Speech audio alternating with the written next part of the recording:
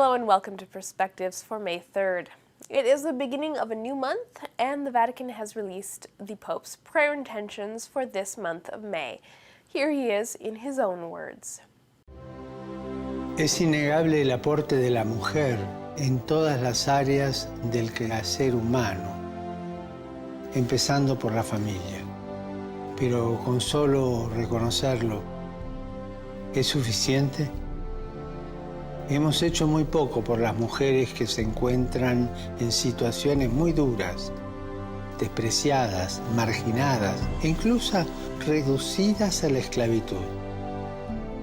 Debemos condenar la violencia sexual que sufren las mujeres y eliminar los obstáculos que impiden su plena inserción en la vida social, política y económica.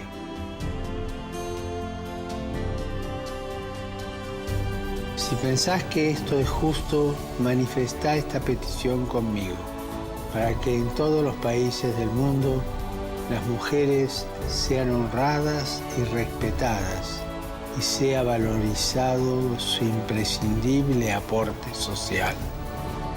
Christians distracted from the path set out by Jesus can turn into decrepit spiritual mummies. That's what Pope Francis said at his morning mass today. Spiritual mummies stray from the path of Christian life by choosing to stand still, quote, not doing evil but not doing good either, the Pope said. He went on to add, a Christian who doesn't walk, who doesn't move on the path is a non-Christian Christian. No one knows what he is. He's a bit of a paganized Christian. He's there, he's still, but he doesn't go forward in Christian life. The Beatitudes do not flourish in his life. He does not do the works of mercy. He is still, the Pope said. Stubborn Christians tend to believe they know the path and do not allow the voice of the Lord to tell them, go back and take the right path, he said. On the other hand, vagabond Christians walk around aimlessly in circles, easily distracted by worldly vanities. But Christian life is not something charming.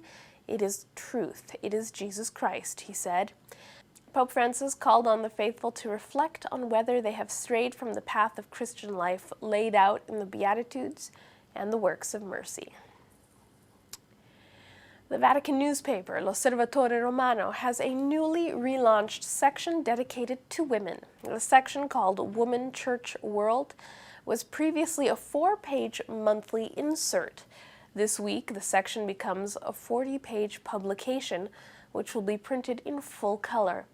The newly revamped section was officially launched today at the Vatican by Lucetta Scarafia, who coordinates the section, and Vatican's Secretary of State, Cardinal Pietro Parolin. Speaking at the launch, Scarafia said women are seated in the last pew, watching the church while our contributions are not fully recognized. She said the fact that the Secretary of State was presenting the relaunched section is a good sign that things are changing.